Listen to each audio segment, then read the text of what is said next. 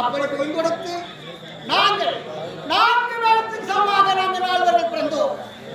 அடியேன் ராமன், தம்பி லக்ஷ்மணன், பரதன், சத்துருக்கே என்று 4 பேர்கள் பிறந்து குருகுலம் சென்று நன்கர கல்வி பயின்று நாங்கள் அயோத்தி மாநகரத்திலே கொண்டிருக்கின்றோம். அந்த நேரத்திலே விஸ்வாமித்திர முனிவர் என்ன செய்தார்? ஒரு யாகம் செய்தார். அந்த யாகத்தை தாடகை என்று சொல்லக்கூடிய அறைக்கு அனுப்பி அந்த யாகத்தை அழைத்துக் கொண்டிருக்கின்றார்.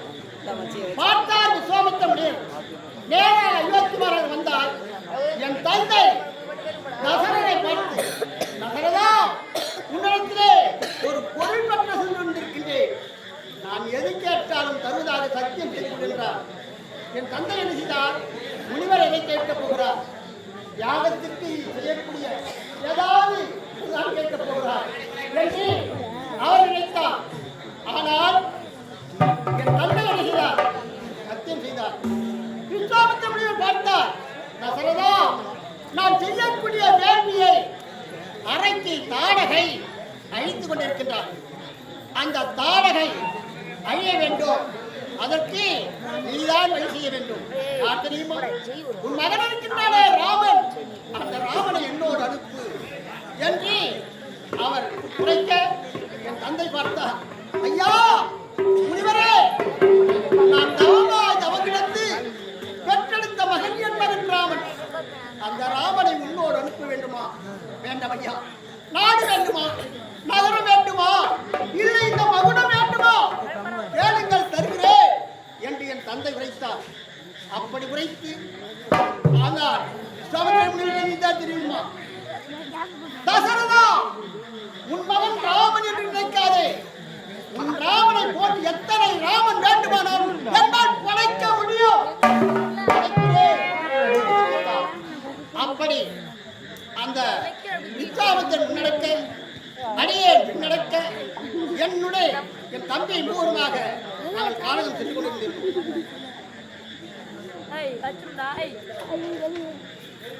இந்த கிராமத்திலே இருக்கக்கூடிய என்னுடைய இஷ்ட தெய்வமாகிய ஆஞ்சநேயர் பெருமாள், அவருக்கு அருள் செய்யக்கூடிய என் அருமை தம்பியாகவும் எனக்கு மகனாகவும் வெங்கடேஷ் என்று சொல்லக்கூடிய அருமை தம்பி என்னோடு இருந்து இந்த கும்பாபிஷத்தையே நடத்தி கொடுத்தார். அப்படிப்பட்ட அருமை தம்பி எனக்கு மாலை அணிவித்து எனக்கு 100 ரூபாய் கொடுத்திருக்கின்றார். அந்த அருமை தம்பியினுடைய குடும்பங்கள் பிரம்மனால் வரையப்பட்ட வயது எத்தனையோ அத்தனை வயது வரையிலே நோய் நொடி இல்லாமல் வாழ வேண்டும் என்று நான் வணங்கும் தெய்வமாகிய ஆஞ்சநேயரை பிரார்த்தி செய்கிறேன். அது மட்டுமல்ல, என் அருமை மாமா தாமரைக்கண்ணன் என்று சொல்லக்கூடிய ஐயா அவர்தான் இந்த கலைக்கு நான் வந்திருக்கிறேன் என்றால் அதுக்கு காரணம் அவர்தான். அவரோடு நான் பயின்று இப்போ இந்த கலையை வந்திருக்கின்றேன். அப்படிப்பட்ட மாமா தாமரைக்கண்ணன் அவர்களுடைய குடும்பமும் அந்த பிரம்மனால் வரையப்பட்ட வயது எத்தனையோ அத்தனை வயது வரையிலே நோய் நொடி இல்லாமல் வாழ வேண்டும் என்று நான் வணங்கி தெய்வமாகிய ஆஞ்சநேயனை பிரார்த்தனை செய்கிறேன். அது மட்டுமல்ல, நாடகக்கலை நாடகம் இருக்கிறதே, தெருக்கூத்து உருவான பிறகுதான் இந்த மேடை நாடகம். இந்த மேடை நாடகத்துக்கு முன்பாக தெருக்கூத்திலே நாராயணசாமி பிள்ளை அவர்களோடு நான் சேர்ந்து சில நாடகங்கள் நடத்தியிருக்கின்றோம்.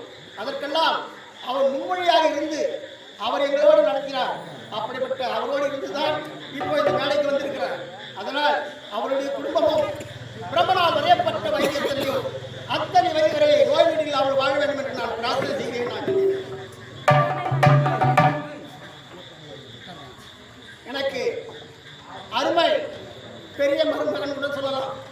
அப்படிப்பட்ட ஐயா அவர்கள் இப்பொழுது எனக்காக 100 ரூபாய் கண்ணன் என்று சொல்லக்கூடிய என்னுடைய மைத்துனர் எனக்காக 100 ரூபாய் வழங்கியிருக்கிறார். அவருக்கு குடும்பம் பிரம்மனால் வரையப்பட்ட வயது எத்தனையோ அத்தனை வயதிலே நோய் நொடியில் அவள் வாழ வேண்டும் என்று பிரார்த்தனை செய்கிறேன்.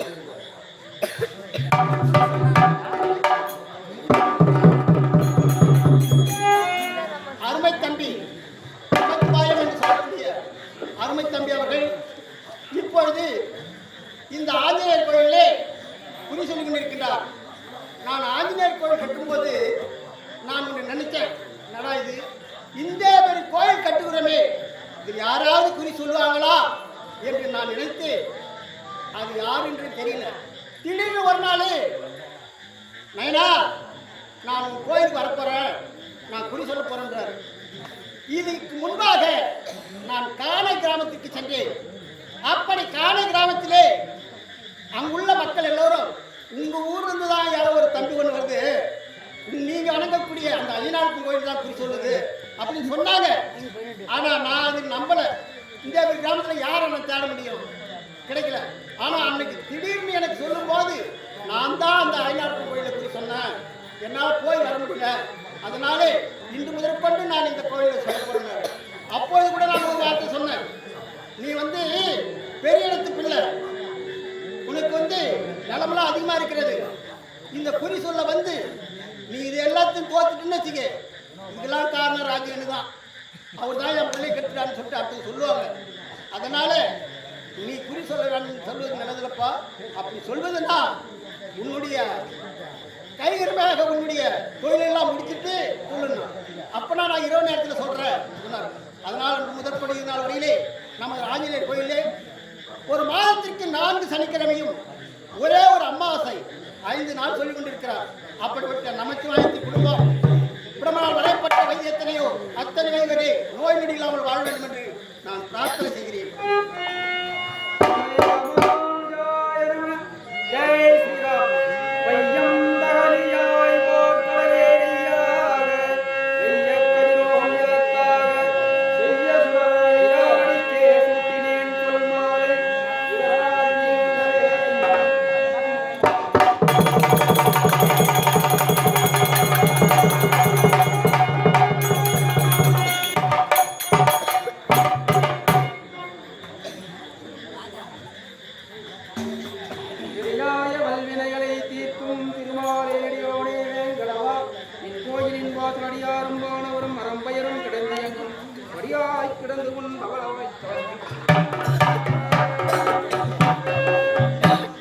அருமை தம்பி மணவாளன் என்று சொல்லக்கூடிய ஐயா அவர்கள் எங்களுக்கெல்லாம் பெரும் தெய்வமாக இருக்கின்றார்.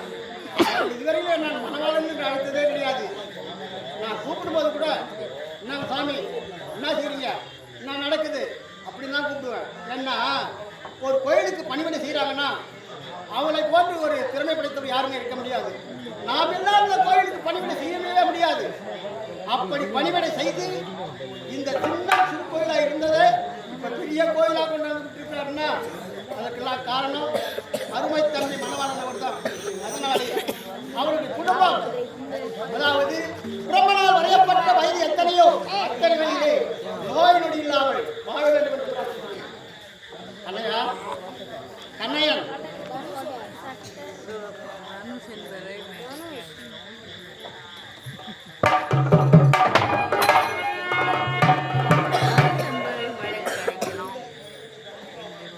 நமது கிராமத்திலே தனஞ்சயன் என்று சொல்லக்கூடிய ஐயா அவர்கள் தனக்கு அருமை மகனாக இருக்க வேண்டும்.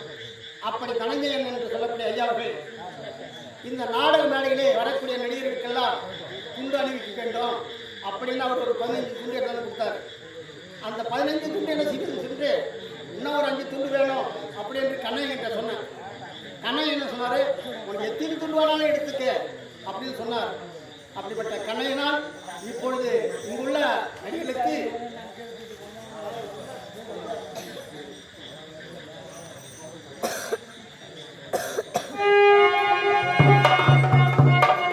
இந்த எழுச்சம் கிராமத்தைச் சேர்ந்த எங்கள் ஐயா மாரிமுத்து ஐயா அவர்கள் ஹார்மோனிய சக்கரவர்த்தி ஐயாவுக்கு இந்த கதராடையை பொன்னாடியாக அனுப்பிவார்.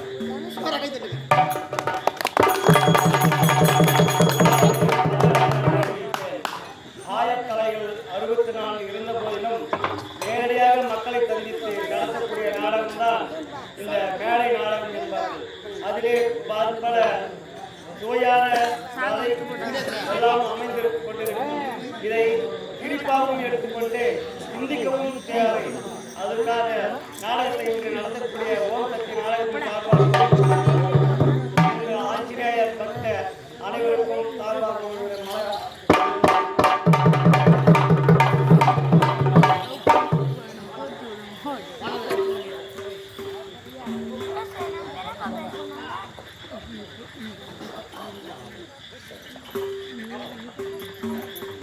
இந்த கம்பெனியின் உரிமையாளராக, அதாவது கொரலூர் கிராமத்தைச் சேர்ந்தவர், விழுப்புரம் மாவட்டம் விக்கிரவாண்டி வட்டம் கொரலூர் கிராமத்தைச் சேர்ந்த கே நடராஜன் என்று சொல்லக்கூடிய ஐயா அவர்கள், அவர் தான் இந்த கம்பெனிக்கு உரிமையாளர்.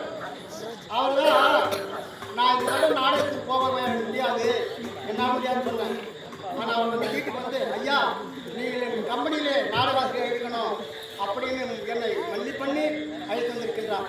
அப்படிப்பட்ட உரிமையாளர் தான் அவர்களுக்கு அருமை தம்பி மணவாளன் அவர்கள்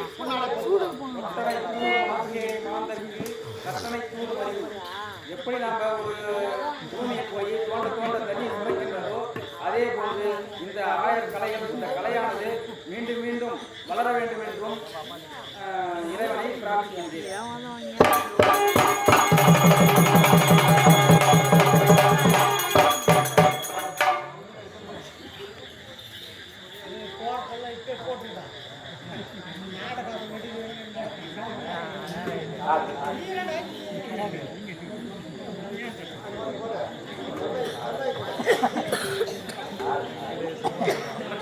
பொன்னகமத்தை சேர்ந்த சாரதி என்று சொல்லக்கூடிய மிருதங்க மாஸ்டர், அந்த மிருதங்க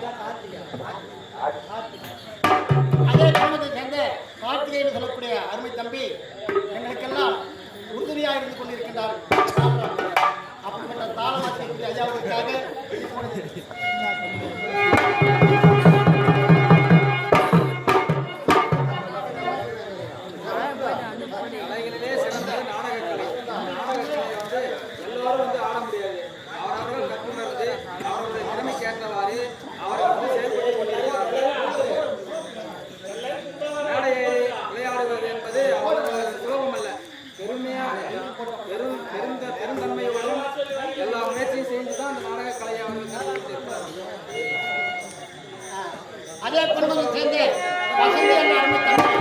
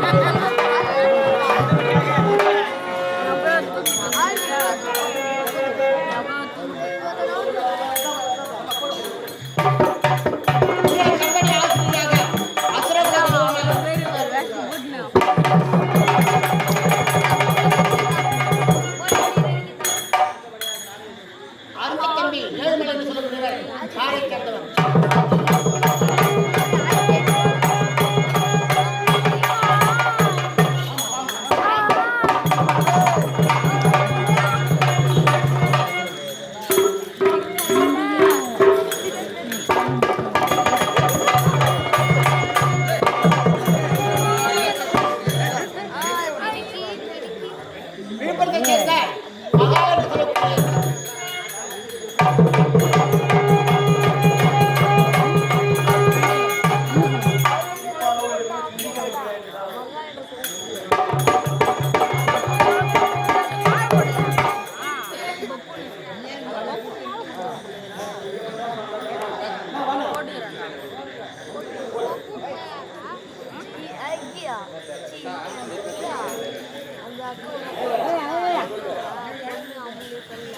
பாடிமேட்டை சேர்ந்த விஜயகுமார் அரக்கர் இப்பொழுதுதான் இவரை பற்றி கொஞ்சம் சொல்லணும்னு ஆசைப்படுறேன். இதுவரைக்கும் வயது 25 தான். இது வரைக்கும் மேடையில் ஆனதே கிடையாது. மேடையில் ஆடி இருக்கிறார். அது சொல்றது அரக்கர்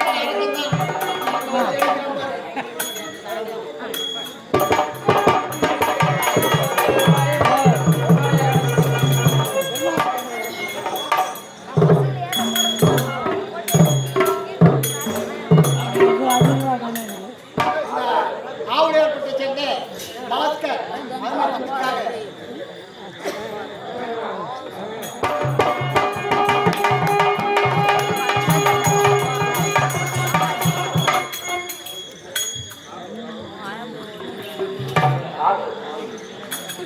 மரக்காலத்தில் சேர்ந்த ராகுல் என்று சொல்லக்கூடிய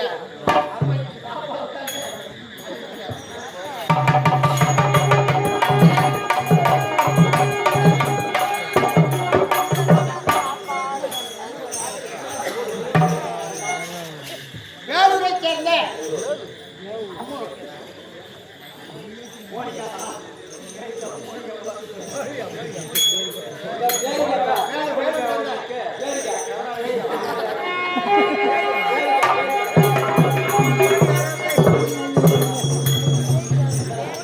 தென்னாவூரத்தை சேர்ந்த அப்துல்லா என்று சொல்லக்கூடிய அருமை தம்பி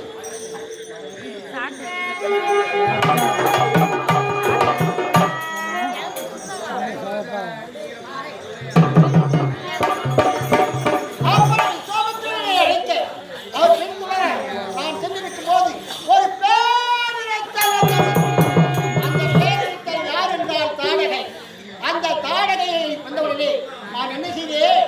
நாம் பிறவி எடுத்து ஒரு ஆண் பிள்ளையாக பிறந்து முதலே ஒரு பெண்ணை கொள்வதா என்று நான் என்ன செய்தேன்? என் கையில் இருக்கக்கூடிய வில்லும் அம்பும் கீழே போட்டேன்.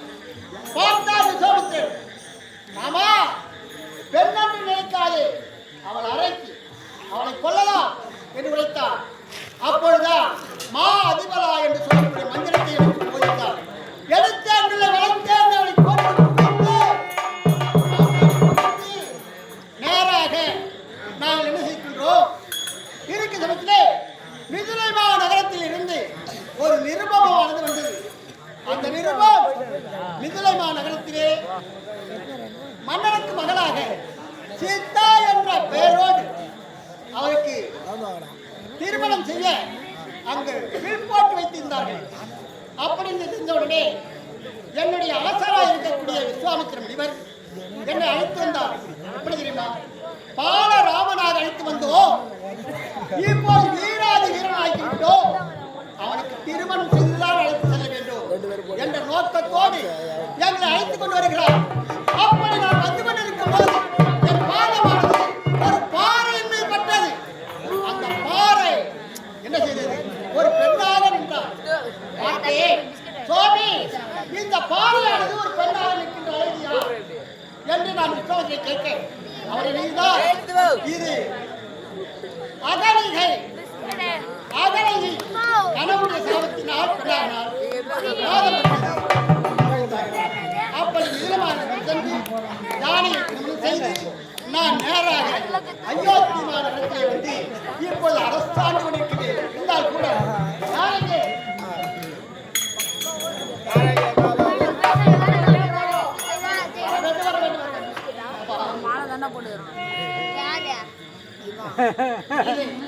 அயோத்தி மாநகரம். ஆமாங்க. இதிலே நாங்கள் ஆழ்வரும் இப்பொழுது இருக்கின்றோம். இருந்தால் கூட வந்திருக்கிறாரே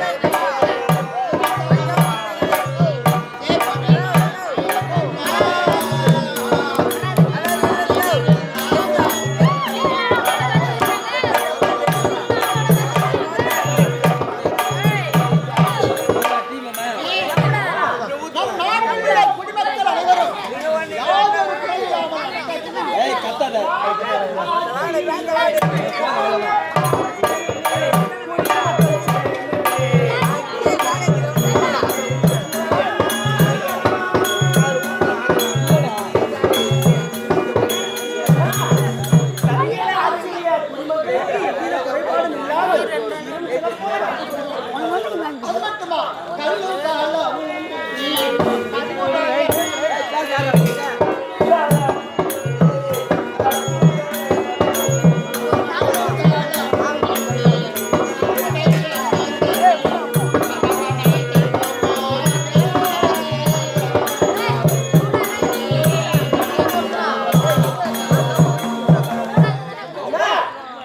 கல்லும் களவும் இன்றி தற்போதைய மக்கள் எல்லாம் கடவுளே தெய்வம் என்று துதிக்கின்றார்கள் அண்ணா.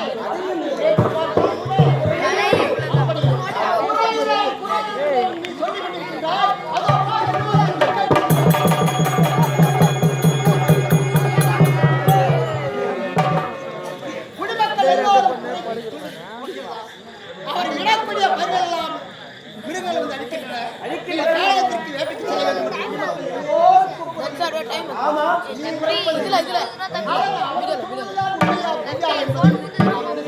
இப்பொழுது அவள் குறை தீர்க்கும் ஒரு ஆகவே